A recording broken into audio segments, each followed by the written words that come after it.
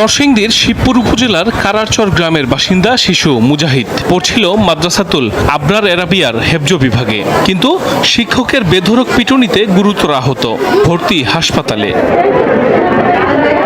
স্বজনদের অভিযোগ, শুক্রবার গোসল না করার অজুহাতে 7 বছরের মুজাহিদকে বেধড়ক পেটান হেফজ বিভাগের শিক্ষক নাজমুস সাকিব। অবস্থার অবনতি ঘটলে অন্যান্য শিক্ষার্থীদের সহযোগিতায় মুজাহিদকে হাসপাতালে নেওয়া হয়। খবর পেয়ে সেখানে ছুটে যান পরিবারের সদস্যরা। এদিকে ঘটনাটি ধামাচাপা দিতে অভিযুক্ত শিক্ষকের মুচলেখা নিয়ে প্রতিষ্ঠান থেকে বহিষ্কার করে কর্তৃপক্ষ।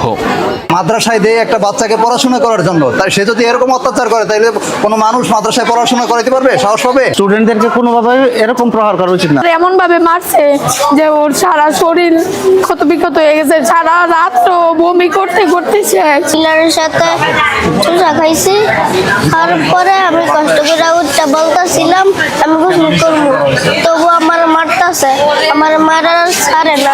নির্যাতনের শিকার মুজাহিদ বর্তমানে জেলা হাসপাতালের শিশু ওয়ার্ডে চিকিৎসাধীন। ডাক্তার জানান, সপ্তাহ খানেকের মধ্যে শারীরিকভাবে শিশুটি সুস্থ হলেও মানসিক আঘাত এত সহজে মুছবে না।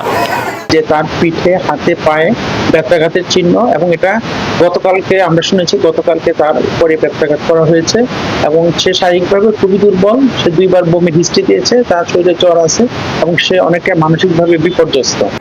ঘটনার পর গতকাল বিকেলেই অভিযুক্ত শিক্ষককে আটক করে পুলিশ। পরে পরিবারের পক্ষ থেকে মামলা হলে তাকে গ্রেফতার দেখানো হয়।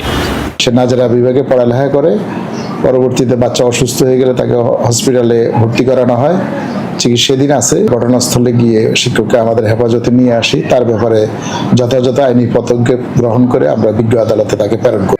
ঘটনার সুষ্ঠু বিচার দাবি করেছেন এলাকার সচেতন নাগরিকরা।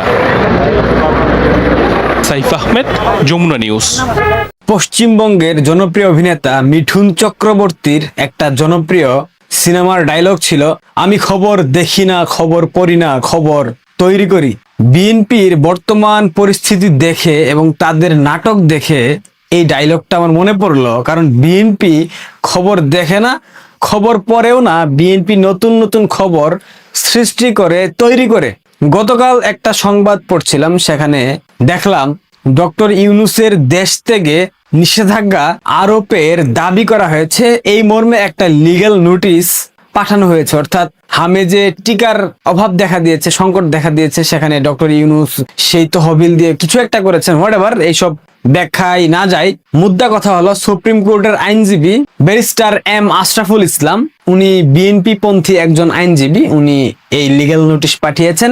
তদন্ত শেষ না হওয়া অবধি লিগ্যাল নোটিশ পাঠিয়েছেন। এই যে লিগ্যাল নোটিশ, এটা বিএনপি খবর দেখেও না, বিএনপি খবর পড়েও না, বিএনপি খবর তৈরি করে শুধুমাত্র একটা ইস্যুকে অন্য ইস্যু দিয়ে ধামাচাপা দেওয়ার জন্য। এই কথা বলার পর আপনারা অনেকে বলবেন, আপনারা আসলে পজিটিভ কোনো কিছু নিতে পারেন না, দেখতে পারেন না, এই ব্যাপারটাকে পজিটিভ অর্থে দেখেন না কেন? তাদের উদ্দেশ্যে আমি বলতে চাই, দেখেন, গত 1.5 বছর ধরে আমি একটা কথা বারবার বলতেছি, যাহা বিএনপি, তাহাই ইউনূস, তাহাই জামাত, তাহাই এনসিপি, এদের মধ্যে কোনো পার্থক্য নাই। শুধুমাত্র এই মুহূর্তে বাংলাদেশ আওয়ামী লীগের অনুপস্থিতির কারণে এদের মধ্যে আপনারা বিভেদ, দ্বন্দ্ব, কোন্দল সবকিছু দেখতে পাচ্ছেন। আজ আওয়ামী লীগের উপর থেকে নিষেধাজ্ঞা উঠে যাক, 2 দিন পর আওয়ামী লীগ স্বাভাবিক রাজনৈতিক প্রক্রিয়ায় ফিরুক, মাঠে অবস্থান নিক, সর্বোচ্চ 12 ঘন্টা লাগবে। জামাত, এনসিপি, বিএনপি থেকে শুরু করে তাদের যতগুলো সম্ভাবনা রাজনৈতিক দল আছে, প্রত্যেকেই একটা ছাতার নিচে দাঁড়িয়ে যাবে, কারণ তাদের রসুনের লেজ সবার একটাই। এই কথা আপনারা এখনো যারা বিশ্বাস করেন না, তাদের রাজনৈতিক জ্ঞান নিয়ে প্রশ্ন থেকে যায় এবং তাদের যে প্রজ্ঞা নাই, এটা আমি লিখে দিতে পারি।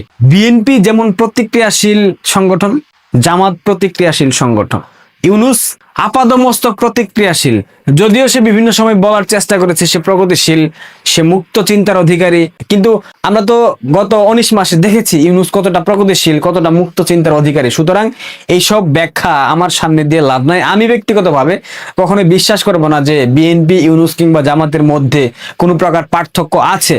আমি দেখেছি এবং আপনারাও দেখেছেন যে তাদের মধ্যে মৌলিক জায়গায় কোনো প্রকার পার্থক্য নেই। সুতরাং এই যে লিগ্যাল নোটিশ দেওয়া হচ্ছে, ইউনূসের দেশ থেকে নিষেধাজ্ঞা, এইটা সেটা হোয়াটএভার, এগুলা কিছুই না, এগুলা জাস্ট নাটক। এগুলা নাটক করে বড় কোনো ইস্যুকে ধামাচাপা দেওয়ার চেষ্টা করা হচ্ছে, কারণ এই মুহূর্তে ইউনূস বাংলাদেশের সব থেকে বড় নরপিশাচ। সব থেকে বড় ভিলেন ইউনূসের ইস্যু সামনে আসার পর মানুষ সেটা নিয়ে মাতামাতি করবে, আর এর মাঝখান দিয়ে দেখবেন অন্য একটা বৃহৎ ইস্যু ধামাচাপা পড়ে গেছে। বিএনপি এটাই চাচ্ছে। সে কারণে আমি বললাম বিএনপি খবর দেখে না, খবর পড়ে না, খবর তৈরি করে।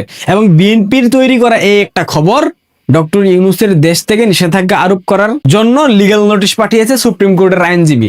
এটাও একটা স্ক্রিপ্টেড নাটক। এখন এইটার স্ক্রিপ্ট রাইটার কে সেটা আসলে এখনো জানি না, জানলে আপনাদেরকে অবশ্যই জানিয়ে দেব।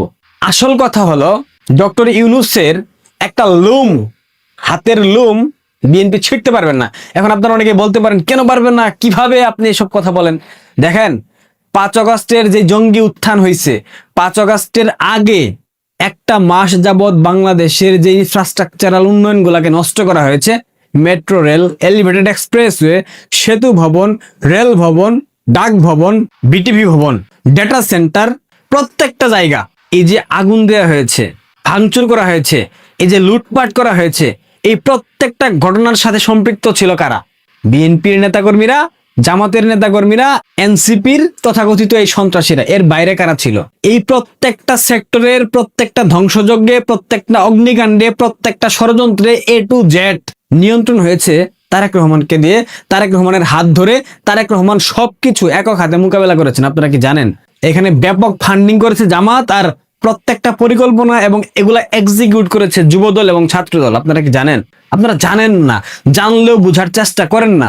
জুলাই আগস্টের যে মেটিকুলাস জঙ্গি উত্থান হয়েছে, এখানে ডিপ স্টেট সম্পৃক্ত ছিল, আইএসআই ছিল, তুর্কি ছিল, সব ঠিক আছে, কিন্তু এই যে এক্সিকিউশন, এই পরিকল্পনাগুলোর এক্সিকিউশন কে করেছে? ছাত্রদল করেছে, যুবদল করেছে। কার নির্দেশনায় হয়েছে? তারেক রহমানের নির্দেশনায় হয়েছে।